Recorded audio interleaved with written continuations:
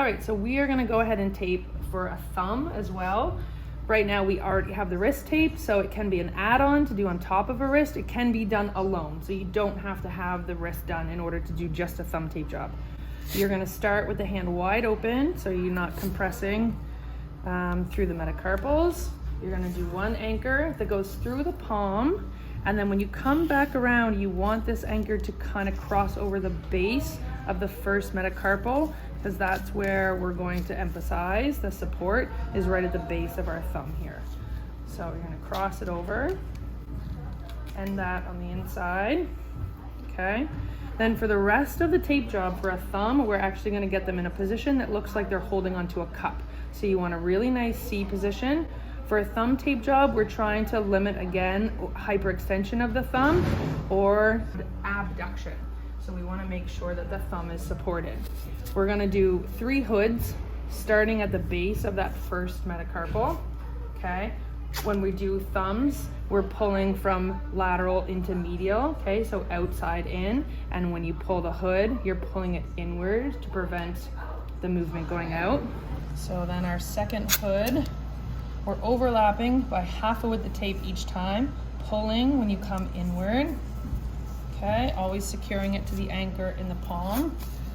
Our last hood is going to end halfway in between the middle phalange, okay? So there's that middle phalange, and we want the tape to be right about in the middle.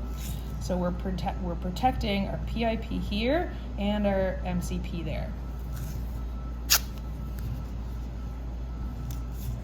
Okay, make sure those hoods are nice and secure. Then we're gonna move on to half strips, and we're gonna use the half strips in more like a half of a figure 8 pattern. So you're gonna start at the back of the thumb, you're coming up over that first MCP joint, okay? And once you get over top of it, this is where you're going to pull down, okay? So this one is preventing that extension movement. You wanna be careful not to wrap it too tight around the whole thumb. That's why we don't do a full circle around. And then we're gonna go in the opposite direction. Okay, so then again, we start on the back, come over that first MCP joint, and then we're gonna come down and pull this one into a deduction, okay? So to prevent our thumb from being abducted too far.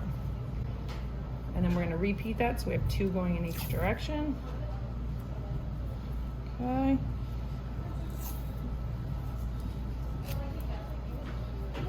And then one more into the medial. Again, just add the tension as you're coming into adduction. Okay, so there's our teardrops or our half figure 8s that go around to support the thumb. Then we're gonna finish up with 3 hoods once again.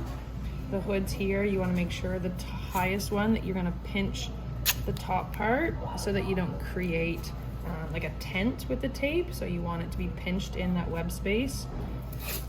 Overlapping always by half a width of tape.